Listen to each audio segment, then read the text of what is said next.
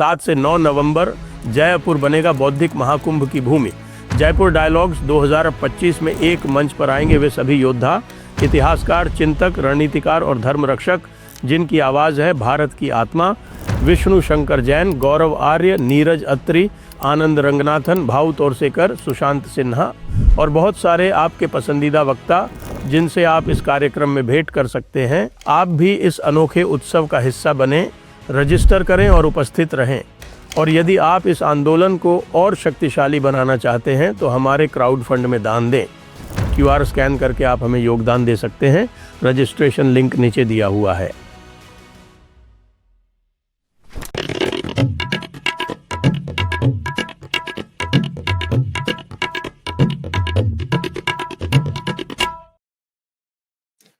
नमस्ते, आप सभी का स्वागत है आज के इस कार्यक्रम में। हमारे साथ हैं अनुपम मिश्रा जी और आप सभी से अनुरोध है कि कृपया चैनल को सब्सक्राइब करें, वीडियो को लाइक करें और अपना रजिस्ट्रेशन और क्राउड फंडिंग वो भी कंप्लीट करावें। तो स्वागत है आपका अनुपम जी। आपके उत्तर प्रदेश में धमाधम कार्रवाई चल रही है और तौकीर रजा को बेचारे को जो है वो उसके बरेलवी मसलक का वो इतना बड़ा सिपाही, इतना बड़ा नुमाइंदा, उसको योगी जी ने बिल्कुल तवज्जो नहीं दी। ये देखकर मेरे दिल का बड़ा, क्यों कहूँ, मेरे दिल के कोने में कहीं कहीं बहुत चोट लगी है। इतनी तवज्जो तो दी साहब, उनको उठा के जेल में बंद कर दिया। मतलब जिनकी तरफ आंख डालने पे भी सरकार को डर लगता था। एक्चुअली तौकीर रजा आप जानते हैं आला हजरत के खानदान से आते हैं और ये सारी जो उनका झगड़ा है, उनको आला हजरत की स्ट्रेट गद्दी तो मिली नहीं, वो गद्दी मिल गई है उनके चचा को और उनके चचाजाद भाई को। तो उनको लगता है बीच में उनको लगता है साहब मुझसे बड़ा आला हजरत का उत्तराधिकारी कौन हो सकता है। तो वो लगातार इस तरह के काम करते रहते हैं। 2010 में उन्होंने बरेली में दंगा कराया था, उस समय मायावती मुख्यमंत्री थी। 3 दिन में इनकी जमानत हो गई और बाइज्जत अंदर गए थे, उससे ज़्यादा बाइज्जत बाहर आ गए। उसके बाद वो मुकदमा चलते चलते 2024 में इलाहाबाद हाई कोर्ट में जब फाइनल उनको रिलीफ नहीं दी तो सुप्रीम कोर्ट ने उनको रिलीफ दे दी, उनकी गिरफ्तारी पे रोक लगा दी, मुकदमा भी रोक दिया। तो उनका दिमाग और चल गया, तो लगातार योगी को ललकारने लगे और योगी ने तो उनको इस बार ऐसे उठा के अंदर भेजा कि उनको एक बयान तक जारी करने का मौका नहीं मिला कि कर चले हम फिदा जान वतन साथियों, इस तरह का एक गाना गाने का भी मौका नहीं मिला उनको। तो साहब उठा के एकदम बिना पूछे ताछे कब कहाँ से उठा लिया उसका कोई वीडियो भी नहीं है और उन्हें बंद कर दिया, उनके सारे साथ वालों को बंद कर दिया। और वो एक कौन डॉक्टर साहब उनके जो राइट हैंड थे, जो पुलिस वालों के हाथ काटने की बात कर रहे थे, तो उनका तो साहब सुना है पुलिस वालों ने बहुत ही बुरा हाल किया है। और एक आदमी जिसने पुलिस वालों पर गोली चलाई थी और उसके 2 साथी, उन तीनों को ऑपरेशन लंगड़ा कर दिया। सबकी जो ये एक धंधा चलता है कि सारे एक मस्जिद के अगल बगल पूरा एक सुपर बाजार डेवलप हो जाता है। आपने जामा मस्जिद में देखा हुआ दिल्ली में, तो ये सब जो चल रहा था वो सारा सुपर बाजार सील हो गए, सब पे बुलडोजर कार्रवाई होने जा रही है। और आजकल ये आजम खान ने शुरू किया था मैरिज हॉल बनाने का सिलसिला, तो आप सबने मैरिज हॉल बना रखे हैं, हम सफर फलाना ठिकाना, वो सब सील हो गए हैं, वो सब पे बुलडोजर की कार्रवाई हो रही है। और एक दामाद के तो घर पे बुलडोजर की कार्रवाई हो गई और वो कुछ पुलिस वालों से कुछ तू तलाक कर रहा था, उसको उठा के भी बंद कर दिया। दूसरा दामाद फरार है और जो समाजवादी पार्टी का पार्षद है उसको पुलिस ढूंढ रही है। अब इससे ज़्यादा क्या तवज्जो चाहते हैं साहब? ये योगी साहब ने तो पूरी तवज्जो दी तौकीर रजा को। और आज भी देखे वहाँ पे संभल में बुलडोजर चल रहा है और संभल में तो मैं देख रहा हूँ कि वो जो मस्जिद से जुड़े हुए एरिया है वहाँ पे पहली बार ऐसा देखा जा रहा आज़ाद हिंदुस्तान में या फिर 2000 साल की हिस्ट्री में कि जहाँ पे ये मौलाना लोग खुद ही छेनी हथौड़ी दे के लग गए कि साहब बुलडोजर से ना मारिए, खुद ही गिरा देते हैं, क्योंकि आप छोटा सा हिस्सा गिराने आते हो, बाकी हिस्सा हिला जाते हैं, तो हम खुद ही गिरा देते हैं। तो मस्जिद, मदरसे, मैरिज हॉल, आज संभल में भी बुलडोजर चल रहा है, बरेली का। भाई एक योगी को एक जो सबसे बड़ा इशू था, जो उन्होंने बार बार कहा भी और पता नहीं कैसे मीडिया में ये बहुत ज़्यादा चर्चित नहीं हुआ। 2010 में जब मौलाना तौकीर रजा ने दंगा कराया था तो बरेली में 27 दिन कर्फ्यू रहा था, यानी करीब 27 दिन, करीब 1 महीना कर्फ्यू। तो योगी ने बार बार ये बात कही, आपने सुना नहीं? उन्होंने कहा तुमने क्या सोचा था कि मैं कर्फ्यू लगा दूंगा? मैंने कहा 1 घंटे के लिए कर्फ्यू नहीं लगाऊंगा। तो आपने 1 महीने तक एक जिले की सांस रोक दी, 27 दिन कर्फ्यू लगा दिया था। तो आप भाई इनको यही योगी ने बार बार कहा कि साहब कर्फ्यू तो मैंने कहा मैं 1 घंटे के लिए नहीं लगाऊंगा और तुम सबको सही कर दूंगा। और आपने जुबान भी सुनी हो किस तरह की उन्होंने प्रयोग की कि लातों के भूत बातों से नहीं मानते हैं, समय समय पे डेंटिंग पेंटिंग करनी पड़ती है। एक मौलाना भूल गया था, तो जो भाषा बोल रहे हैं योगी, तो आधे लोग तो उस भाषा से ही हालत खराब हो जाती है लोगों की। और मैं देख रहा हूं कि एक इससे भी बड़ी बात, जैसे एक अंग्रेजी में कहते हैं ना, द डेफनिंग साइलेंस, बहरा कर देने वाला सन्नाटा, वो डेफनिंग साइलेंस नजर आ रहा है अखिलेश यादव, राहुल गांधी, प्रियंका वाड्रा, मल्लिकार्जुन खड़गे, जयराम रमेश। ना कांग्रेस ने एक शब्द का बयान दिया बरेली में और ना ही अखिलेश यादव ने एक शब्द का बयान दिया। अखिलेश यादव सांड समाचार दिखा रहे हैं कि देखिए साहब एटीएम में सांड घुस गया है। मतलब बरेली में लाठीचार्ज हो रहा है, ऑपरेशन नगला चल रहा है, आला हजरत के खानदानी उठा उठा के जेल में डाले जा रहे हैं और अखिलेश यादव को ऐसे लग रहा कि जैसे उनको कुछ मालूम ही नहीं। और सुना आज वो विदेश भी निकल गए। तो हाँ भाई, कौन विदेश निकल गए? अभी आज पता नहीं, मैं कहीं खबर देख रहा था कि अखिलेश यादव विदेश जा रहे हैं, तो उनको समझ में आया कि यार राहुल गांधी वाला रास्ता सबसे अच्छा है, विदेश निकल जाओ कहीं। राहुल गांधी तो वहां पे बैठ के जो है वो कोलंबिया से ज्ञान दे रहे हैं और गांधी जी पे ज्ञान दे रहे हैं साहब की। गांधी जी का रास्ता जो है वो संघ की शाखाओं में जाने से नहीं पता चलता है, ऐसा ज्ञान दिया उन्होंने आज। वो गांधी और राहुल को लेकर अक्सर आजकल एक मीम चलता है कि ना वो महात्मा थे ना ये गांधी। तो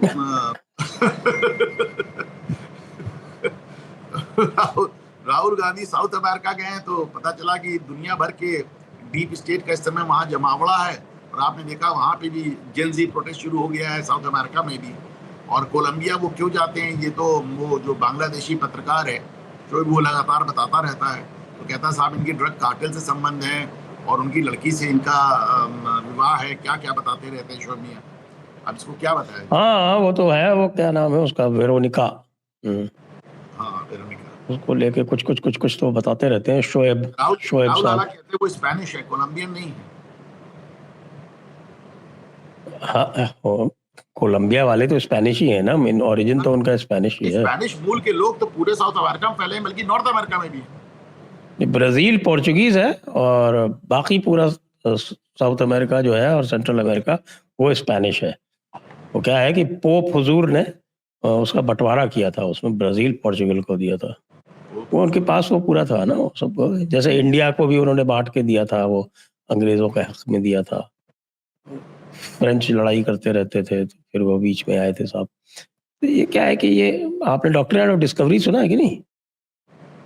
कौन सा ऑफ डिस्कवरी? एक डॉक्ट्रिन ऑफ डिस्कवरी है चर्च का। ओके। चर्च का डॉक्ट्रिन ऑफ डिस्कवरी ये 1450 के आसपास पोप ने जारी किया था। तो वो पोप के जो कमांडमेंट्स होते थे उनको बोला जाता था बुल पेपल बुल। तो वो पहला पेपल बुल जारी हुआ था और उसमें ये कहा गया था कि भाई कि सारी जमीन जो है वो क्रिश्चियंस की है, जो भी डिस्कवर करेगा वो उसकी हो जाएगी। और उसके बाद उसी के तहत आपने देखा होगा कि जब आपका ये निकला था कोलंबस, तो वो उसी पेपल बुल के अनुसरण में निकला था इंडिया पर अपना हक जमाने, क्योंकि इंडिया जो था वो दे दिया गया था पोर्चुगीज के हक में उस वक्त। वो पहुंच नहीं पाया, कहीं और पहुंच गया। फिर तो बाद में जो कुछ फिर वास्को डगामा गया था, तो वास्को डगामा जो है वो सही रास्ते गया, किनारे किनारे जमीन के वास्को डगामा को तो एक गुजराती व्यापारी मिल गया था। हाँ वो गुजराती व्यापारी उसको मिल गया था टैंजानिया में, तो वो उसको लेके गया था वहां पे। तो खैर वो बात तो होगी। तो वो डॉक्ट्रिन ऑफ डिस्कवरी ये है कि साहब कि जहां भी हमारी नजर पड़ेगी वो पहली बार किसी भी क्रिश्चियन की वो जमीन और वो लोग बाग और वो सारा अमला वमला जितना भी है वो सब उसका हो जाएगा। और आपको जानकर आश्चर्य होगा कि 1823 और ये आए थे ना जब अमेरिकन, और इन्होंने कहा कि साहब की लिबर्टी, इक्वालिटी, फ्रेटर्निटी और पता नहीं क्या क्या, तो वहाँ के जो नेटिव इंडियंस थे तो उनको बड़ी खुशी हुई कि साहब कि अब तो हमारी ज़मीनें हमको वापस मिल जाएंगी। तो उन्होंने सुप्रीम कोर्ट में केस कर दिया कि भाई ये ज़मीनें हमारी हैं, इन लोगों ने हमसे ज़बरदस्ती छीनी है, तो हमसे हमको रिस्टोर की जाए। तो सुप्रीम कोर्ट का डिसीजन है कि भाई यहाँ डॉक्ट्रिन ऑफ डिस्कवरी अप्लाई होता है। तो इसलिए ये जो इस्लामियों का जो है वो दारुल खिलाफा वाला प्रिंसिपल और डॉक्ट्रिन ऑफ डिस्कवरी एक ही तरह के हैं। हम और आप तो इनकी ज़मीनों पर कब्जा किए बैठे हुए, सब कुछ तो इन्हीं का है।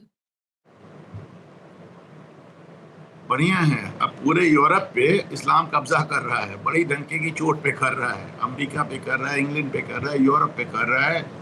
तो अब वो अपना पैपल बुल लेके बैठे रहें। और जी साहब, आप बता रहे थे कि किस तरह उनके पैपल बुल कमांडमेंट के चलते पूरी दुनिया पे कब्जा उनका है और जो जहां पे रह रहा है उनका किराएदार है। बिल्कुल, खासतौर से भारत में, क्योंकि भारत में जो है वो दारुल खिलाफा का मतलब होता है कि जहाँ पे इस्लाम का राज हो जाए वो दारुल खिलाफा होता है। खिलाफा जिसको कई बार हम लोग जो है ना वो मिस्टेकनली कह जाते हैं खिलाफत का मतलब कुछ और होता है। खिलाफत का मतलब वो राज होता है खलीफा का, उसको कहते हैं खिलाफत।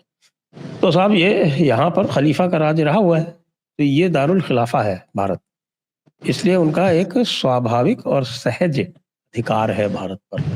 इसको जब तक नहीं समझेंगे तब तक आप इनकी जो भी ये चलती रहती हैं हरकतें वो नहीं समझ सकते। ये एक दिक्कत वाली बात तो हो गई है, जैसा कि योगी ने एक बात कहा कि हमारे त्योहारों का सीजन आया और पत्थरबाजी शुरू हुई। और इसके भी आप क्रोनोलॉजी देखें, राहुल गांधी मलेशिया जाते हैं, उनके मलेशिया जाने के तीसरे दिन all India Muslim personal law board का एक फरमान आता है कि साहब हमको सुप्रीम कोर्ट से वक्फ के मुद्दे पे रियायत नहीं मिली है, राहत नहीं मिली है, इसलिए अब हम सड़कों पर निकलेंगे। और फिर वो ये भी कहते हैं कि साहब वो जुमे की नमाज के बाद जो खुतबा पढ़ा जाएगा उसमें मुसलमानों से ज़मीन पे उतरने की अपील की जाएगी। और उसके बाद आई लव मोहम्मद वाला शुरू हो जाता है। ऐसे लगता है कि साहब मोहम्मद से जो मोहब्बत है सर भारत के मुसलमानों के कहीं कहाँ से ये शुरू हो गया। अच्छा, आई लव मोहब्बत तक भी बात होती। कानपुर पुलिस एक दर्जन बार एक्सप्लेनेशन दे चुकी है कि साहब जो FIRs हुई थी वो आई लव मोहब्बत लिखने पे नहीं हुई थी, वो FIRs हुई थी जब आपने दूसरे लोगों के पोस्टर्स फाड़े थे, उनसे मारपीट की थी, तो उसके बाद FIR हुई, तो उसको आपने ऑल इंडिया इशू बना दिया। तो ऐसे लग रहा है जैसे वो लड़ने का बहाना ढूंढ रहे हैं। अब इसमें कई कारण है। नहीं, अब इसमें कई कारण है। अभी तो एक तो जो वक्फ पे उनको जो चाह रहे थे वो नहीं मिला, अब वो वक्फ पे बहुत घबराए हुए। जैसे वो ऐसे ही कहता है कि भाई हिंदुस्तान में सबसे ज्यादा वक्फ अगर कहीं है तो उत्तर प्रदेश में, और उत्तर प्रदेश में 98% वक्फ जो है अनरजिस्टर्ड है और सुप्रीम कोर्ट ने रजिस्ट्रेशन पे कोई राहत देने से मना कर दिया। तो अब उसमें सब बड़े परेशान हैं। तो उनको अच्छा, दूसरी बात 11 साल का उनका एक फ्रस्ट्रेशन है देश में, 8 साल का उनका फ्रस्ट्रेशन है उत्तर प्रदेश में। तो दे वे इचिंग टू डू समथिंग। तो कुल मिलाकर ये एक तमाशा उन्होंने आई लव मोहम्मद के नाम पे शुरू कर दिया। लेकिन बरेली के बाद तो सुना ठंडा हो गया, कहीं दिख नहीं रहा कुछ खास। आजकल मोटरसाइकिल पे छोटे छोटे स्टिकर लगा के घूम रहे हैं और अपनी पीठ थपथपा रहे हैं कि देखिए हमने अभी भी लगाया हुआ है, और पुलिस वाले देख भी नहीं पाते। अपने तो कुछ भी रखो, ये तो लोग स्वयं हिंदू आह्वान कर रहे हैं कि भाई अपनी दुकानों पे सब पे लगाओ। भाई दुकानों पे लगाओ, ठेलों पे लगाओ, सब जगह लगाओ भाई। हाँ, सब जगह लगाओ, सब जगह लगाओ। बाकी से फिर तो बात ही खत्म हो जाए भाई। और जहाँ पे अगर आपको स्टिकर कमी पड़ रही बताइए, हम बना के देते हैं। सब जगह लगाइए आप। अपने ऑटो पे लगाओ, अपने रिक्शे पे लगाओ, सब जगह लगाओ, जिससे हमें पता चल सके। हाथों पे खुदवा लो, जहाँ कलावा बांध के घूम रहे हो फर्जी, वहां पे खुदवा लो। वो तो नहीं करवाते। अच्छा, हो भी रहा केवल बीजेपी राज्यों में, सिर्फ भाजपा राज्यों में। कहीं देखिए कर्नाटक के लोगों ने इस तरह की कोई अपनी मोहब्बत का इजहार नहीं किया। कर्नाटक वालों ने नहीं किया, तेलंगाना में भी नहीं किया, तमिलनाडु में भी नहीं किया, पश्चिम बंगाल तक में नहीं किया, कहीं नहीं किया, कहीं नहीं किया। गजब का मामला है साहब। और साथ में यहाँ पर एक इशू बड़ा जोरदार चला हुआ है साहब, ये मध्य प्रदेश में हमारे श्री मोहन यादव जी ने ये क्या कार्यक्रम किया है कि उठा के महाजन रिपोर्ट को सबमिट कर दिया है और ये कहा है कि महाजन रिपोर्ट आपने पढ़ी होगी। तो जो एफिडेविट पेश किया है, वो मजे की बात यह है कि वो जो एफिडेविट पेश किया है वो आरंभ होता है महाजन रिपोर्ट से। महाजन रिपोर्ट अक्षर है और वो कह रहे हैं हमने एफिडेविट डाला ही नहीं ऐसा कोई, और आप लोग जो है वो झूठे स्क्रीनशॉट दे रहे हैं, कार्रवाई की जाएगी। आपने पढ़ दिया होगा एफिडेविट को। अच्छा देखिए, पहली बात तो ये झूठा स्क्रीनशॉट, कार्रवाई, हमने एफिडेविट दिया नहीं। कल जब ये मामले की शुरुआत हुई थी तो एकदम शुरुआत में मैंने एक ट्वीट किया था, जब इन्होंने अपना वो दिया था, एक्सप्लेनेशन दिया था।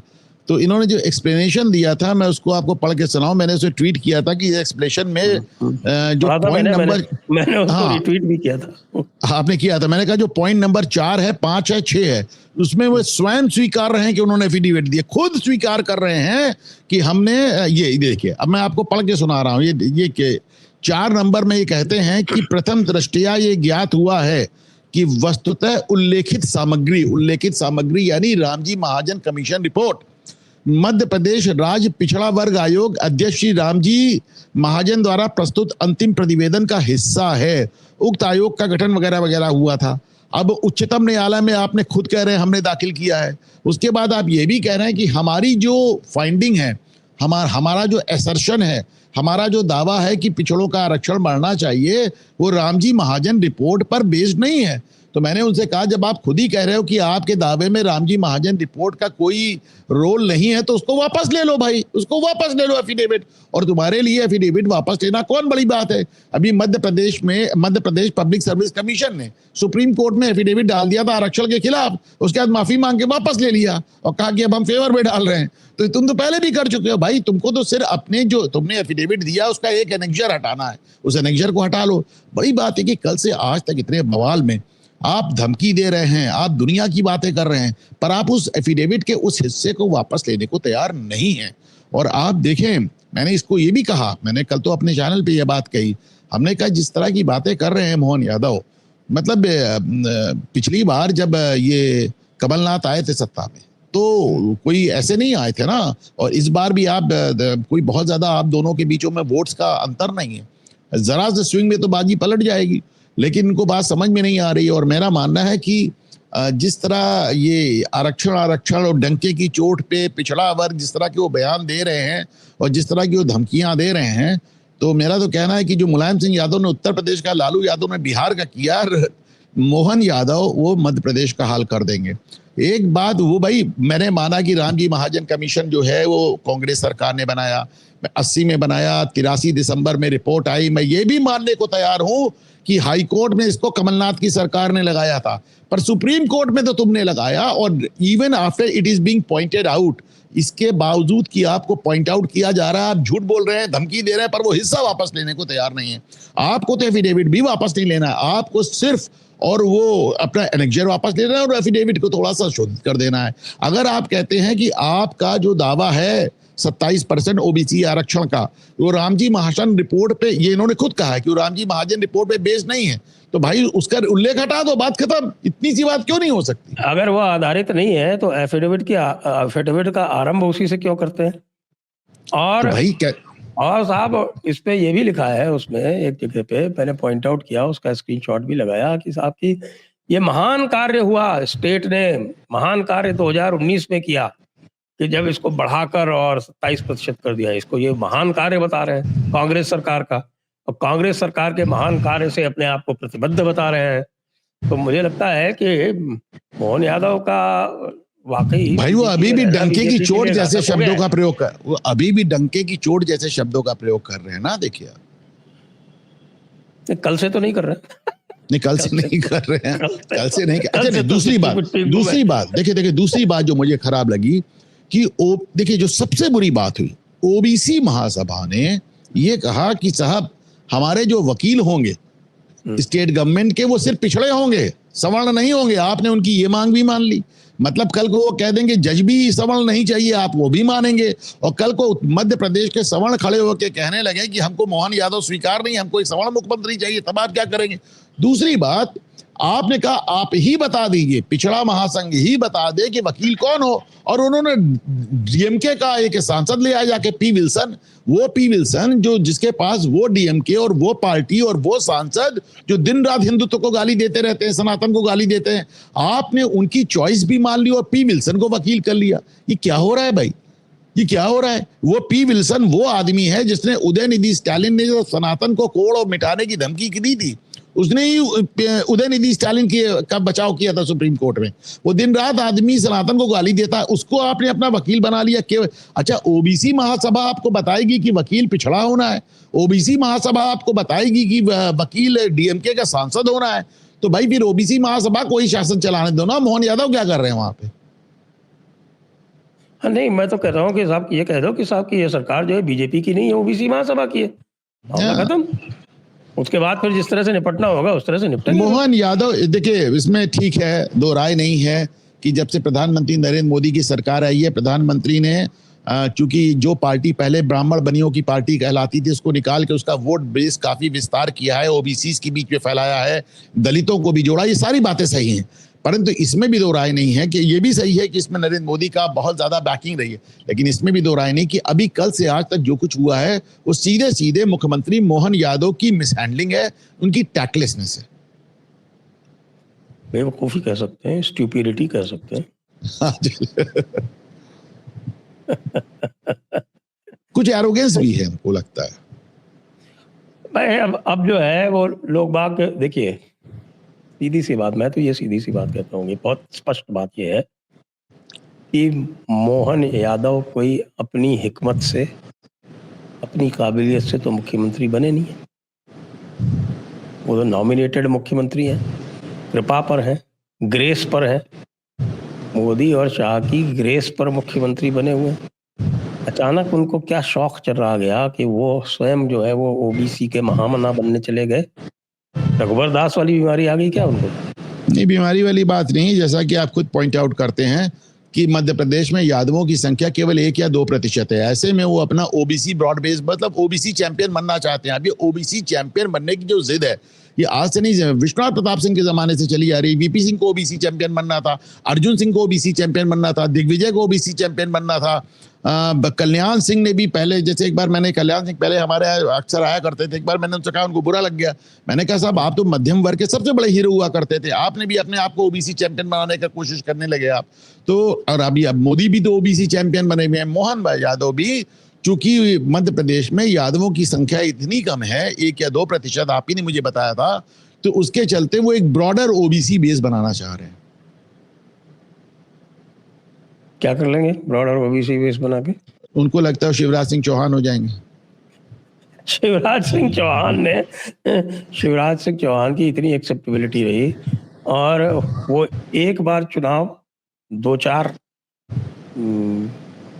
सीटों से केवल इसलिए हारे कि उन्होंने कुछ ओबीसी के पक्ष में बड़ा उत्साहजनक बयान दे दिया था। वो ये भूल जाते हैं कि उत्तर प्रदेश, मध्य प्रदेश, राजस्थान, हरियाणा, ये जो आपके उत्तर भारत के ये जो प्रदेश हैं, यहाँ भाजपा का वजूद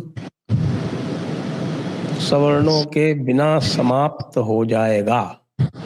नहीं, लेकिन उनको ये भी तो लगता है ना कि सवर्णों के पास भाजपा के अलावा कोई चारा भी नहीं है आज की तारीख में। सवर्ण अपने आप को राष्ट्रवादी मानता है। 500-700 साल अत्याचार सहते रहे, तो 2-4 साल और सह लेंगे, राहुल गांधी का सह लेंगे, क्या है। हमारे राजस्थान में तो हमें आदत है 5-5 वर्ष।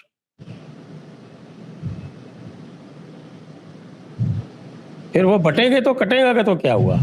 फिर ये कि साहब की ये जो ये जातिगत जनगणना जो कराई जा रही है, ये मुसलमानों को ओबीसी का हिस्सा काटने के लिए कराई जा रही है, और इसका क्या होगा कि साहब कि हम किसी भी तरह से ओबीसी का जो हिस्सा है वो मुसलमानों को नहीं लेने देंगे, इसका क्या होगा। 90% से ज्यादा मुसलमान ओबीसी में आता है। वो एक शेख, सैयद, मिर्जा, इससे 3-4 छोड़ दीजिए तो सब के सब मुस्लिम ओबीसी में, टोटल पूरे भारत में। और आज से नहीं, हमेशा से। मेरे पास कुछ लोग आते हैं, वो कायस्थ से कन्वर्ट होके मुसलमान हुए हैं, सिद्दीकी हो गए। तो उन्होंने कहा साहब बताइए, हम हिंदुओं में थे, हम कायस्थ थे, हमको रिजर्वेशन नहीं मिलता था, मुसलमान हो गए, हमको रिजर्वेशन मिलने लगा। सिद्दीकी को भी मिलने लगा? हाँ, मिलने लगा।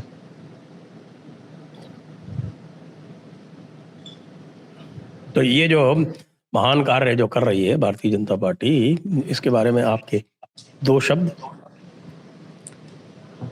देखिए, 2 शब्द ये है ना कि मुझे अभी भी याद है, मैं इंजीनियरिंग कॉलेज में था और वीपी सिंह ने मंडल आयोग लगाया था, तो उस समय अरुण शौरी वीपी सिंह के बड़े समर्थक हुआ करते थे और इसी बात से उन्होंने वीपी सिंह के खिलाफ मोर्चा भी खोला था।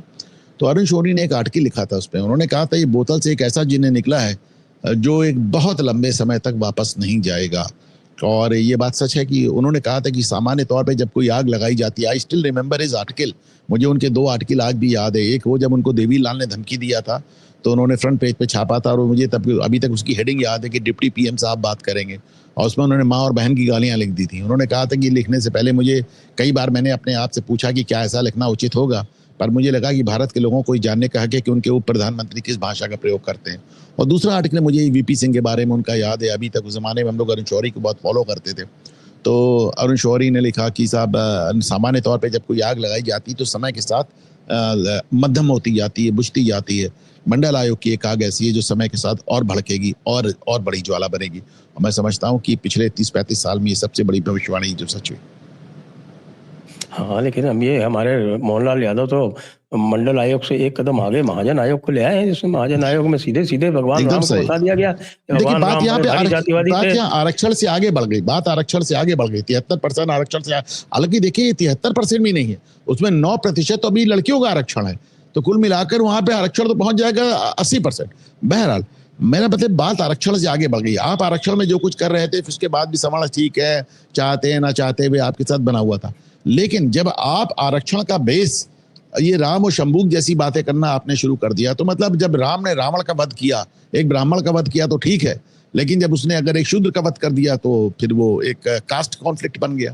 तो ये जो बेवकूफ़ी की वो बेहूदी बातें जो राम जी महाजन टाइप के लोग, और जो मैं मान के चलता हूँ कि जो पढ़े कम थे और जो जिनको कोई आइडिया ही नहीं था कि what they were talking about, और उन्होंने जो लिख पढ़ के दिया, वो मंडल आयोग ने भी बहुत कुछ ऐसा कुछ लिखा है उटपटांग, और राम जी महाजन ने तो सीधे सीधे धन पे ही प्रहार कर दिया है। तो उसको जिस तरह प्रयोग किया, मैं एक बार के लिए ये भी मानने को तैयार हूँ संजय सर कि भाई जब कानून आप मुख्यमंत्री होते हैं और आपको वकील लोग आके बताते हैं कि साहब हम इसको हाई कोर्ट में ले जा रहे हैं, हम सुप्रीम कोर्ट में ले जा रहे हैं, हम ऐसा कर रहे हैं, हम वैसा कर रहे हैं, वहां तक बात समझ में आती है।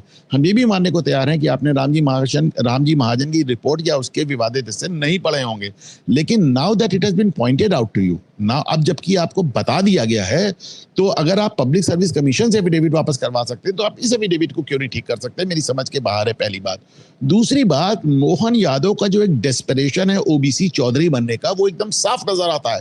जब आप ओबीसी महासंघ से कहते हो कि तुम वकील चुनो, वही वकील मध्य प्रदेश सरकार का वकील होगा, ये तो मैंने साहब अपने जीवन में ये बात नहीं सुनी कि किसी एक अनरिकॉग्नाइज्ड बॉडी से ये कहा जाए कि वो राज्य सरकार का वकील चुने।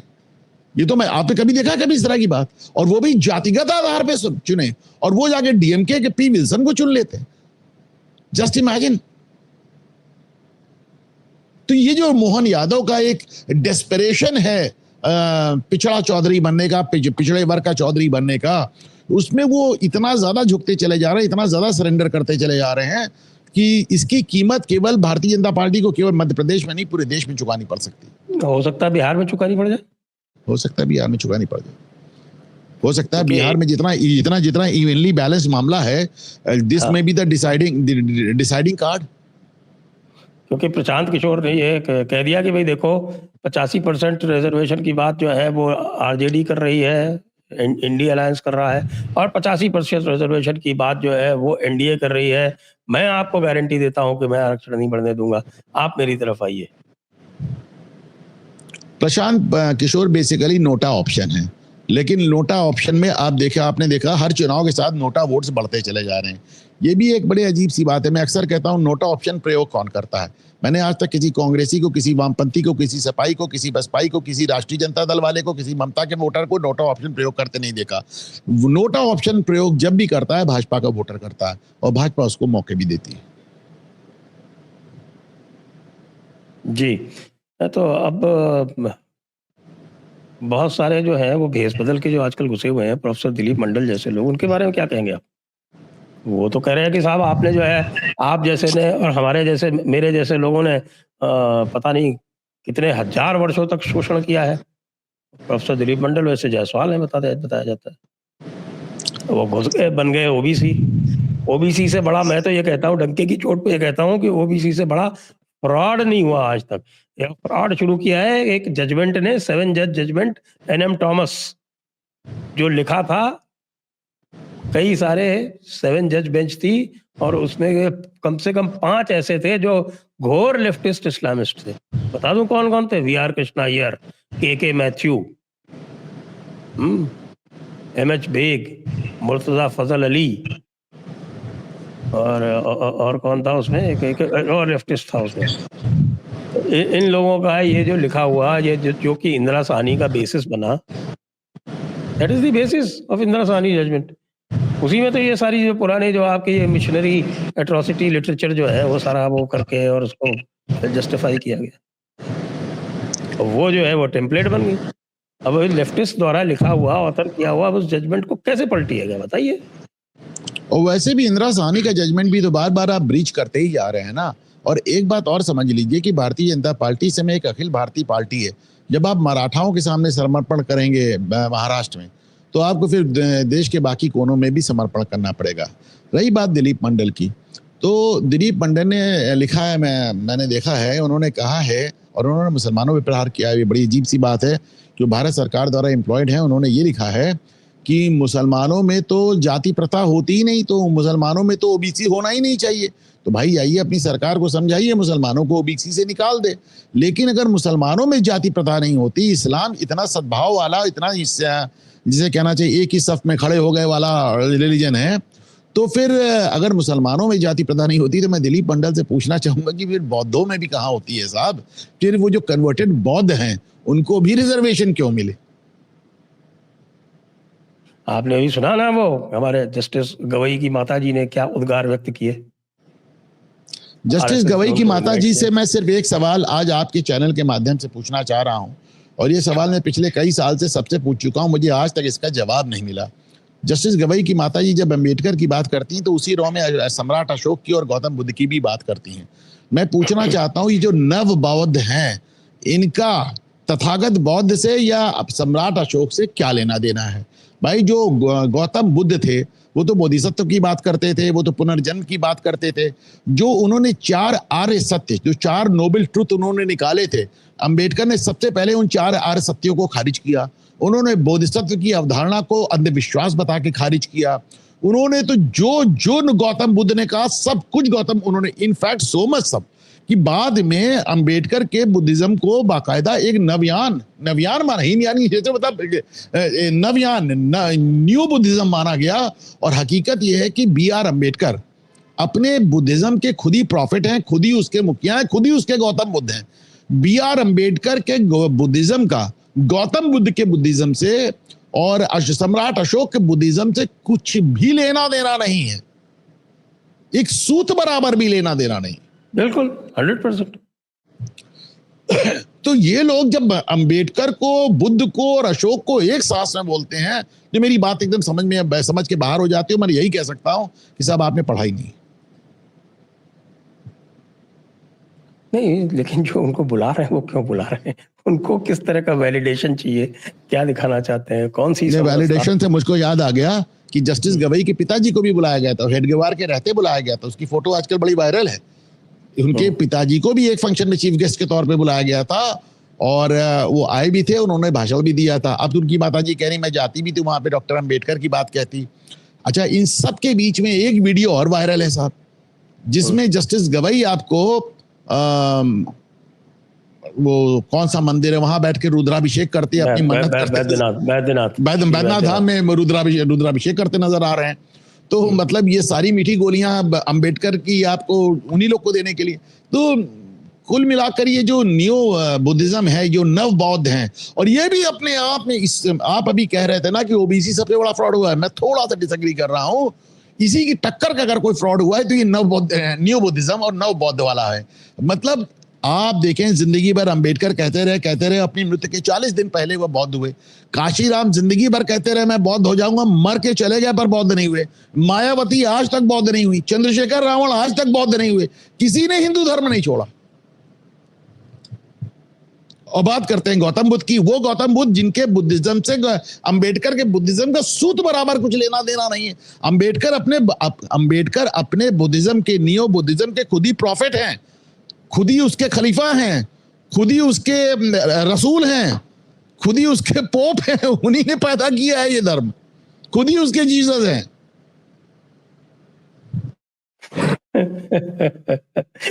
लेकिन गवई साहब फिर भी जाके रुद्राभिषेक कर लेते हैं। आपकी आवाज बंद हो गई साहब, क्या हुआ? आपकी आवाज गई। Pause pause pause. ओके, तो मैं आपसे बीच में रुक गया था, मैं आपसे कह रहा था कि भाई जो न्यू बुद्धिज्म है, जो नव बौद्ध हैं, इनके खलीफा, इनके रसूल, इनके प्रॉफिट, इनके पोप, सब कुछ खुद गौतम ये B.R. अम्बेडकर है। उसका गौतम बुद्ध से या फिर सम्राट अशोक से या मूल बौद्ध धर्म से कुछ भी लेना देना नहीं। और इसके सबसे बड़ा सबूत आप देख लीजिए साहब, पूरा साउथ ईस्ट एशिया में आप चले जाइए, सारे धर्म आपको, सारे जितने देश हैं सब के सब आपको बौद्ध नजर आ रहे हैं। आप देख लीजिए उनका बुद्धिज्म देख लीजिए और इनका बुद्धिज्म देख लीजिए, आपको समझ में आ जाएगा।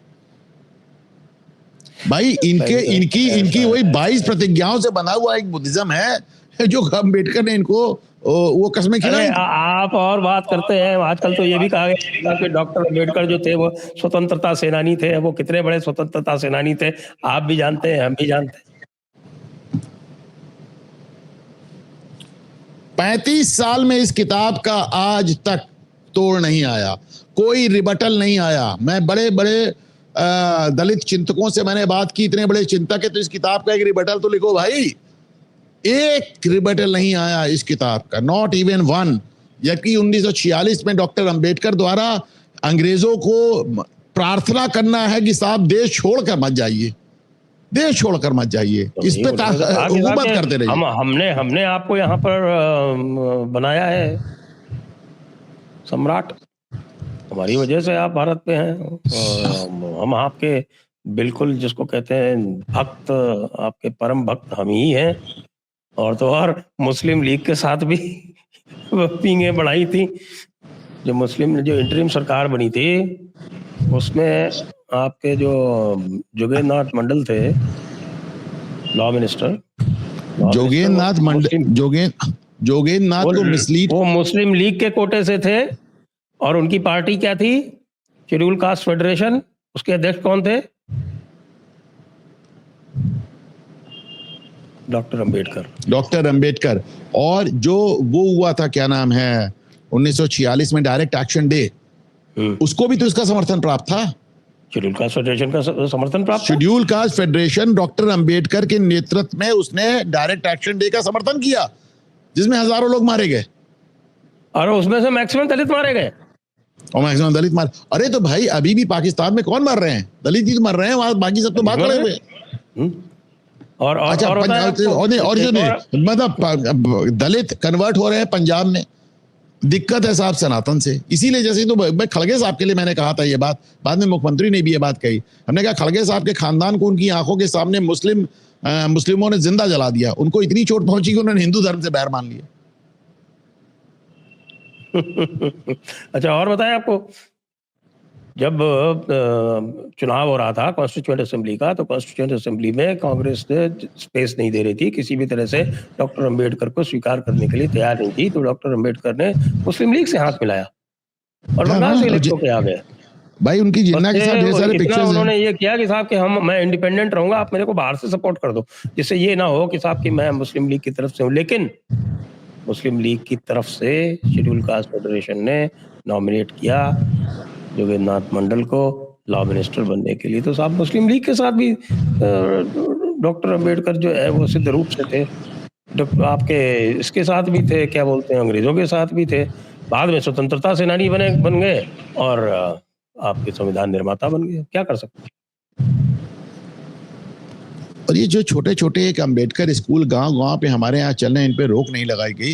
इन्होंने इस कदर का भ्रम फैलाया हुआ है। मैं आप सोचिए, अभी मैं देख रहा था उनके पास 4 या 5 डिग्रीज थी, 2 मानक थी, 6 डिग्री शायद उनके पास थी। अब 6 को पहले 30 बताया गया, अब 60 डिग्रीज बताया जा रहा है। Chief justice of India Gavai की उपस्थिति में उनको 64 डिग्री वाला अम्बेडकर बताया जा रहा है और वहां पे सवर्णों का अरे मजाक तो भाई, बनाया जा रहा और है। कोई इसके बाद दूसरा कोई पैदा ही नहीं हुआ क्या? चलो मान लिया 32 डिग्री थी, मान लेते, चलिए एक बार के लिए मान और लेते। वैसे भी जो आदमी अगर 32 भाई- डिग्री लेगा उसके पास कुछ और करने का समय तो नहीं बचेगा साहब। नहीं तो भाई उसके बाद कोई हुआ होता। और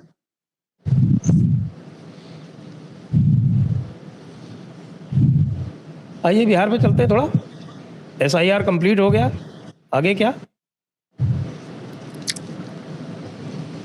आगे देश भर में SIR बिहार के बाद देश भर में SIR।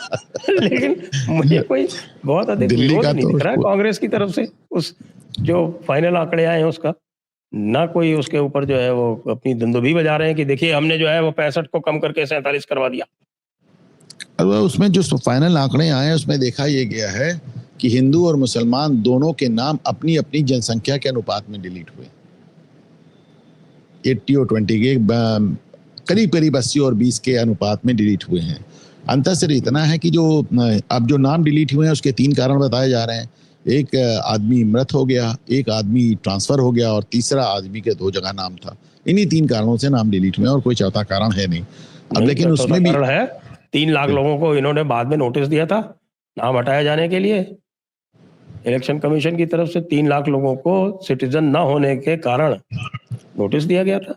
तो भाई इतने में तो खेल पलट जाता ना। 3 लाख 66 हजार हटे। दूसरी बात ये भी माना जाता है कि साहब जो मुस्लिम नाम थे जो कि माइग्रेट कर गए थे या जिनकी 2 जगह से वोटिंग थी, वहां पे फर्जी वोटिंग हो जाती थी ना। वहां पे अगर वहां पे एक महिला बुर्का पहन के सलमा की जगह बलमा डाल आती थी, फिर आप उसे रोक नहीं पाते थे। ये सब चीजें खत्म हो गई।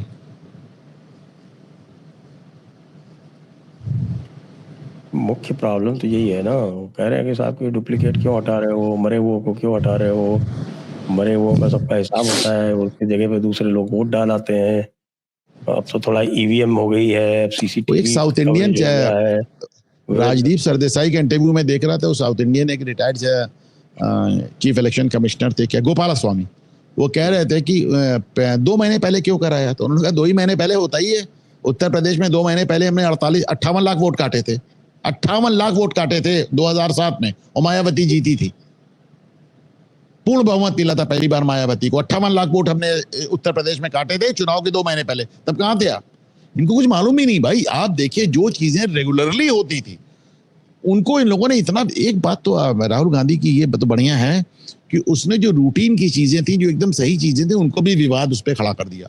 लेकिन दिक्कत एक ये भी है कि साहब क्या वो नैरेटिव लोगों ने स्वीकार किया? मैं आपको सबूत देता हूं क्यों नहीं स्वीकार किया। पहली बात तो ये कि जो भी व्यक्ति अपना नाम वोटर लिस्ट में देख रहा है, अपना देख रहा है, अपने रिश्तेदारों, अपने पड़ोसियों का, अपने दोस्तों का देख रहा है, उसको ये नैरेटिव अपील नहीं करेगा। दूसरी बात, अगर इस नैरेटिव में एक सूत बराबर भी दम होता तो राहुल गांधी की वोट अधिकार के यात्रा के तुरंत बाद बिहार अधिकार यात्रा निकाली कि तेजस्वी यादव ने, उसमें उसने वोट चोरी का नाम क्यों नहीं लिया? उसने कहीं ना कहीं फर्जी है। फर्जी नहीं, फर्जी नहीं है। फर्जी से उसको कोई दिक्कत है, फर्जी तो उनके यहाँ बहुत कुछ है।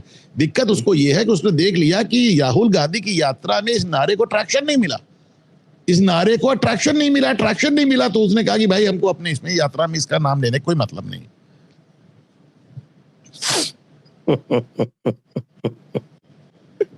हाँ, लेकिन ट्रैक्शन तो तेजस्वी की भी यात्रा को नहीं मिला। ट्रैक्शन तो ओवैसी की यात्रा को भी नहीं मिला। ओवैसी की यात्रा को तेजस्वी की यात्रा से बेहतर ट्रैक्शन मिला है। तेजस्वी की यात्रा में तो खैर उनके पार्टी वाले पहले, उनकी वेल एस्टैब्लिश पार्टी है, भीड़ इकट्ठा थोड़ी बहुत कर लेते हैं, लेकिन ओवैसी को ठीक ठाक ट्रैक्शन मिला है। इस बार ऐसी बात नहीं है। और इनफैक्ट ओवैसी का ट्रैक्शन देख के राष्ट्रीय जनता दल को अब बड़ा असमंजस में है कि साहब हमने तो भगा दिया इनको, और ये तमाम जगह पे आज हमको वोट काटने और गिराने लायक तो ये बनी गए हैं। उनका थोड़े सुकून ये है कि प्रशांत किशोर 100 सीटों पर सुना खड़ा कर रहा है वो। हाँ हाँ, और प्रशांत किशोर भी तो वोट काट रहे हैं, प्रशांत किशोर भी ठीक ठाक वोट काटेंगे और कई सीटों पे जीत और हार का अंतर तय कर देंगे। करेंगे, बिल्कुल करेंगे। और यही अगर इस तरह के मोहनलाल यादव जैसों को जिनको बनाया गया था संभवतः कि साहब की यादव इससे प्रसन्न हो जाएंगे, इनको बिल्कुल ही ज्ञान नहीं है कि यादव मोहनलाल यादव से प्रसन्न नहीं हो सकते किसी भी हालत में। उत्तर प्रदेश और बिहार के वैसे तो आप ये देखिए कि जो असली यदुवंशी हैं आपके हरियाणा वाले, वो तो बीजेपी के साथ ही हैं, क्योंकि आपका जो राव राजा रहे हैं रेवाड़ी के, वो बीजेपी के साथ हैं, इसलिए वो भी साथ में। कल को राव राजा जो है वो हट के चले जाए कांग्रेस, तो कांग्रेस में चले जाएंगे।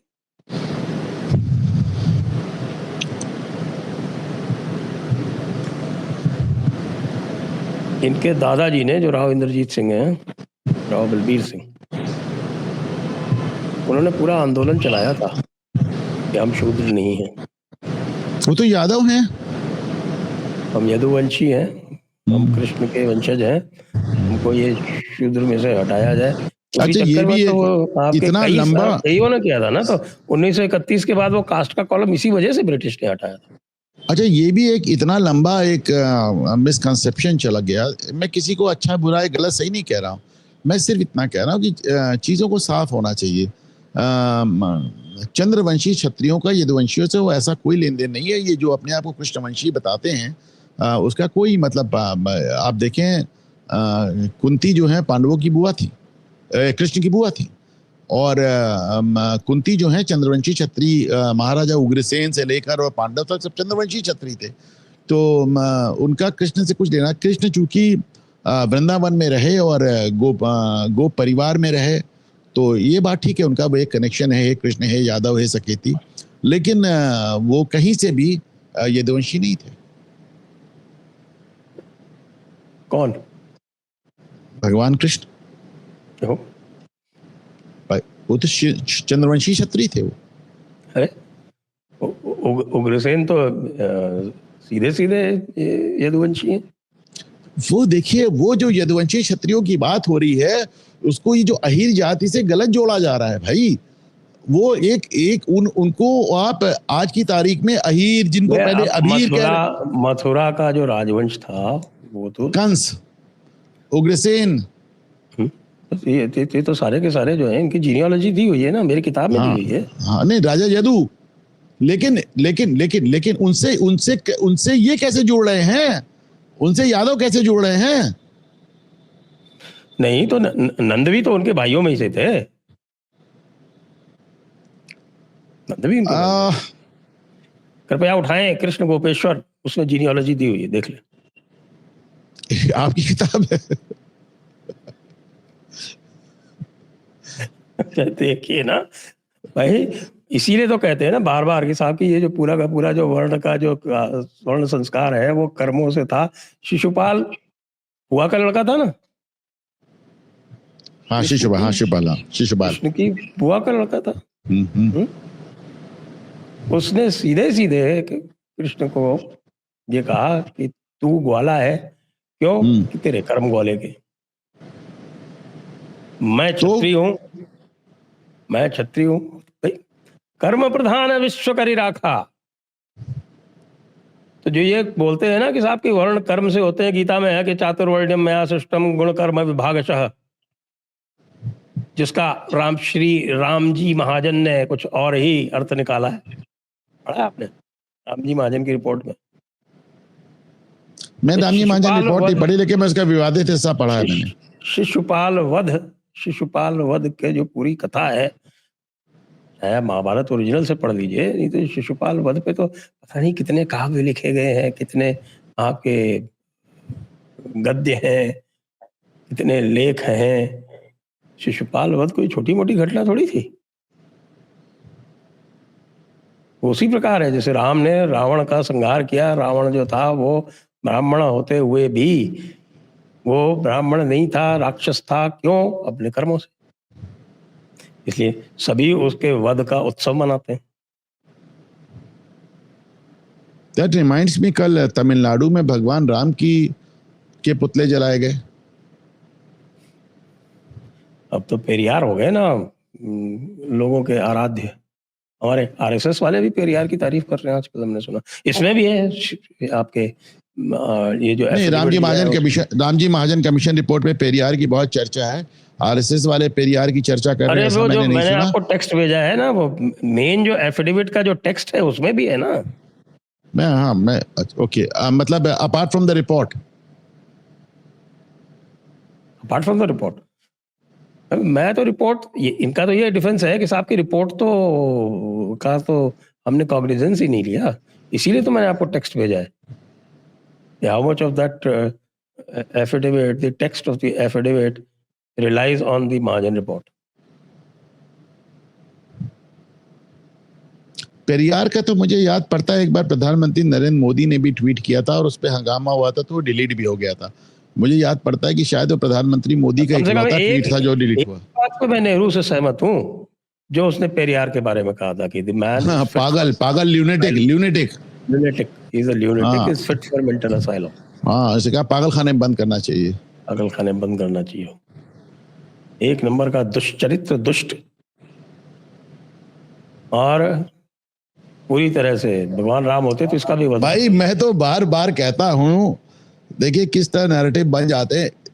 डीएमके का गठन पेरियार के विरोध में हुआ था। हाँ। डीएमके पार्टी का गठन पेरियार के विरोध में हुआ था। अन्ना दुरई ने डीएमके का गठन पेरियार के विरोध में किया था, जब उन्होंने अपनी लड़की समान पुत्री से शादी कर लिए थे। और लड़की समान नहीं, ड्यूली अडॉप्टेड डॉटर, हाँ वही अडॉप्टेड डॉटर, उनके फ्रेंड की डॉटर, और जिससे शादी करने के लिए पेशाब की थैली हाथ में लेके गए थे। वो फोटो मैंने ट्वीट की है। इसकी बकवास की वजह से अन्नादुराई ने अपने को रास्ता अलग किया था। हाँ, मतलब डीएमके का तो गठन ही पेरियार के विरोध में हुआ था, और ये आज ये पेरियार कर रहे हैं। क्या करेंगे। चलिए साहब, आज की चर्चा को अब यहीं पर विराम देते। सभी दर्शकों को बहुत बहुत धन्यवाद, अनुपम जी को भी बहुत बहुत धन्यवाद। जय हिंद, जय भारत, वंदे मातरम। वंदे मातरम।